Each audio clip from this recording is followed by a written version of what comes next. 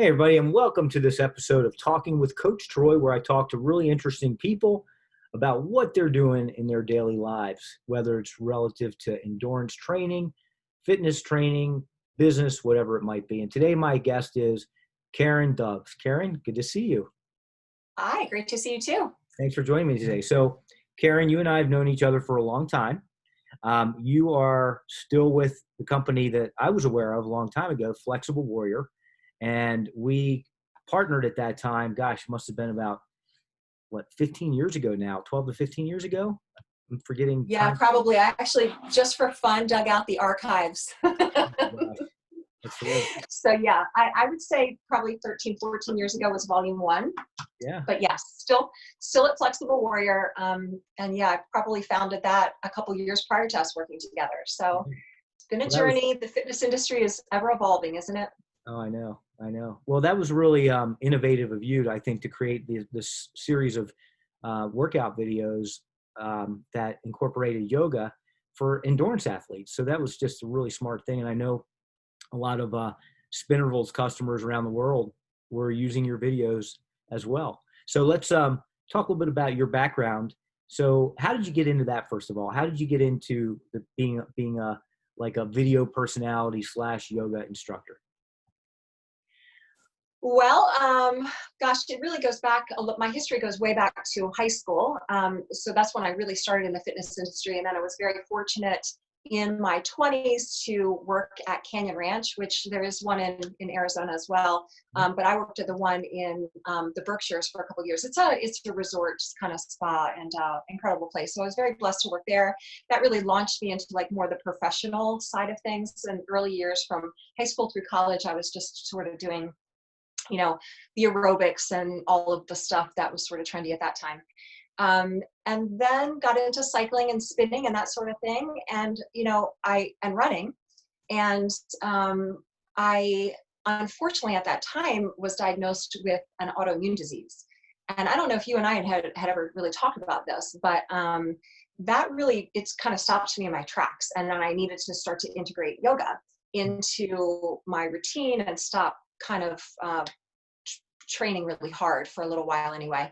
And in so doing, I then really just discovered the joy and the benefits of yoga. And then because I had such a long history in the fitness industry and so many other sort of type A people that were really challenging their bodies a lot, but weren't stretching and weren't practicing self-care, I just decided that, you know what, I should start to teach yoga for runners. And then, we connected and got more into the triathlon side of things as well, but endurance sports in general. And then also that same time, probably about 50, actually more like 18 years ago, started working with professional athletes at the Ravens, some college athletes with Terps and basketball teams and that sort of thing. So it's been sort of all over the place. Yeah, that's awesome. Yeah, and I forgot to mention to everybody that you're in the Baltimore metro area. So yeah, and working with the Ravens, I remember that you used to go to their training center and put them through the paces. That's awesome. So I still do up to a couple months ago. Oh, dude, oh, cool. That's awesome. Yeah. So tell me, in terms of the yoga and the design of your training programs for athletes. Again, they were really successful. I heard a lot of great feedback from the athletes that I coached that use your series. Tell me a little bit about how you came up with that concept. Well, I've always been about, and I know you're the same, you've got to challenge yourself. You got to work hard. You got to earn it. You never know what you are capable of until you challenge yourself. That's the willpower side of it, and that's the warrior side of it. But the balance of the opposite in those two things, and what I call chill power, or the flexible side of it, is really where you get to restore yourself, and you get, without good quality sleep, without hydration, without quality nutrients, without all those things, all of the hard training isn't really all that effective. And I really saw a lot of people overtraining and pushing so hard. It's not about touching your toes, really. A lot of yoga poses, people are like, I can't do yoga, I'm not flexible. It's really, I have so many videos on my YouTube channel too, really geared towards people that are less flexible. But I really or in my own life, realized this too. Like I had to practice more self-care because the wheels were just coming off. And now in my 50s, early 50s, you know, I really continue to work with people that are like aging athletes. Like we want to continue to stay fit and healthy and be able to continue to run and do all of the things that we love, 70, 80 and beyond, but we really have to practice that self-care now. So, you know, the evolution has changed so much, but more than anything, that flexible warrior approach is really the balance between doing hard things, challenging yourself, you know, getting stronger, faster, all the things that we want to do, but then balancing it out with the chill power factor, which is self-care and recovery. I like that. I mean, basically you're saying that, you know, you need to stress your body and then you need proper recovery. And that becomes even more important as you get older. And I know that you're a professional health coach now, right? You work with people in this regard. Yeah. Tell us a little bit about that in your practice. Sure. Yeah. I mean, you know, as a coach, you know this, people know what they want to do. They know what they should be doing, but a lot of times they need someone to hold them accountable so that they, you know, make the water a priority. They get the sleep. They, you know, they know what recipes to incorporate, whether it's a smoothie or, you know, whatever. It's different for every person. So, you know, I run online challenges too, group setting, and then I do one-on-one coaching because really just people just need that accountability, as you know. Like we want to do. I need a business coach too. Like I know what I should be doing in my business, but I need my business coach to hold me accountable to that. It's just holding people accountable and creating space for them to contemplate and to set their goals and to then make it actually happen so that they can get from point A to point B. Yeah, that's ultimately it. that makes sense. So Karen, you know, COVID-19 has changed the way the fitness industry operates as a whole. You know, we used to meet with our clients, right? You used to have groups and you would work with them in a group setting and go to their home or whatever. But now a lot of it's online. Can you tell me, how has that changed your business? And what do you think the future is going to look like for the fitness industry? Oh, wow. Yeah.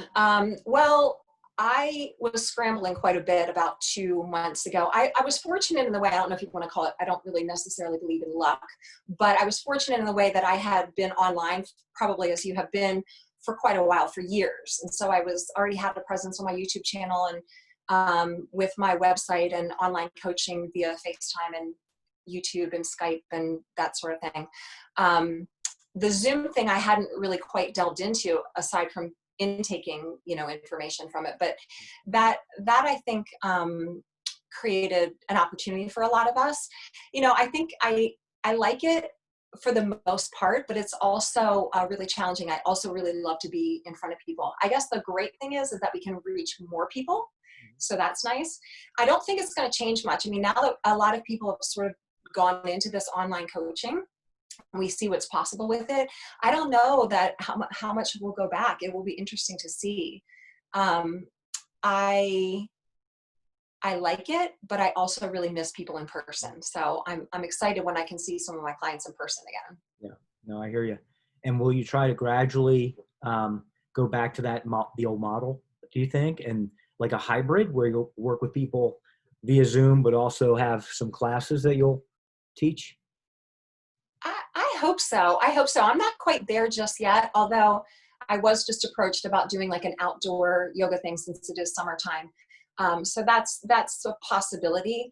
But I really was heading into the online space more anyway, and it's kind of refreshing in the way that you can connect with people all over the world. I have people connect with me from everywhere, you know. The biggest challenge is, you know, like it's the time zone thing. Right. Like figuring out time on the schedule. You can only do so much in a day. But I'm hopeful that, you know, once things return to whatever the new normal is, that we can kind of have a balance of both. I don't know. We'll see. Yeah. So I think you told me earlier that your typical client now is of what we consider to be maybe a slightly older population, 50 years and older, 50 plus. Is that true? So you're working with the older athlete or client? You know, interestingly enough, the answer is yes for the most part, but I think it ranges sort of like 40 to 60. Okay. You know, ish, you know, because it starts to kind of happen in your 40s, right? You're sort of aware that you might want to switch things up if you're fighting it a little bit. I don't know what your experience is with that, but And so I think 40s and then transitioning into like the 60 age range probably.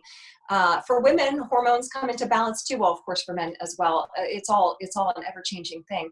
So I think that what I was going to say is, interestingly, when I go to my YouTube channel, it's a younger crowd. When I look at the analytics, they're all like in their 30s, 40s. So there's a smart group of younger athletes that are coming up that are like realizing and acknowledge that they need to be practicing self-care.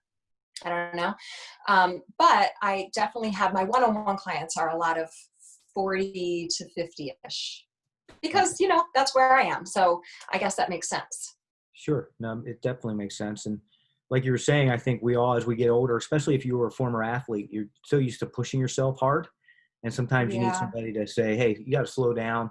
Your body can't handle what it used to handle. If you're going to be healthy, live a long life of high quality, you've got to slow it down. Yeah, no one wants to hear that. But the thing is, there's this quote, and I put it in my book, somewhere in my book, and I'm not great with reciting quotes, but it's something to the effect that if you listen to your body's whispers, you won't have to hear it scream. I like that. It's subtle. Like you get that little pain in your knee or your low back or your shoulder or whatever it is. Right. And you don't want to hear it, right? So a lot of people like pop painkillers, anti-inflammatories, that sort of thing. And they don't I don't want to hear it. And then they keep grinding, right? Sure.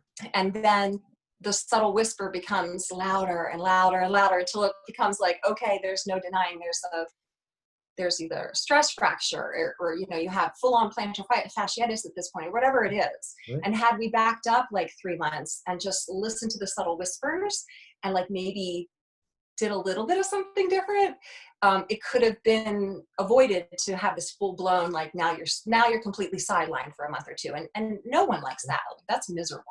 No, I hear so yeah, my job is sort of to help people kind of stay flexible and resilient and still continue to train and do all the things that they love, but to adjust the course if they need to, and so that they can prevent hopefully an injury. Sure. Sometimes I'm helping people recover completely, but that's more painful. Yeah. So I totally get that. I mean, in the old days, I guess you could call it the no pain, no gain concept was really popular. And, you play with pain. I can't tell you how many times I've had my knee was sore and I still went out on a 10-mile run back in the day. I'm sure. But I know you, Troy. I'm sure of that. You couldn't even count probably the times that you did that. I did the same thing. Honestly, I did. Sure. And I have so many regrets now because at 50, 51, it's like, wow, wish I wouldn't have beat myself up that much when I was younger. But anyway, all in the back, all water under the bridge, I guess. So, Karen, how can people find you? I know you've got your videos. You've got the YouTube channel. Tell us how people can find you. Sure. So I'm on all the social medias, although I'm sort of taking a little bit of a break. I go through digital detoxes on occasion, but it's at Flexible Warrior, all of them, Instagram, Twitter, Facebook page, and my YouTube channel is the biggest way that most people kind of connect. So that's at Flexible Warrior Yoga. Okay. And I do live streams on that too. So people can always join me live on occasion. But there's tons of pre-recorded. Yoga for Runners I have a whole playlist there. So probably that's the number one way. My website is flexiblewarrior.com, so they can connect with me there if they want a private session or something like that. Although very limited space right now with the COVID-19, everything, it just got flooded schedule, as you know, because we had a hard time connecting with each other. Yeah, that's great. Well, Karen, thanks so much. It's great to connect with you again. Like I said, it's been a long time, but really nice to connect with you again. I appreciate you being on my show.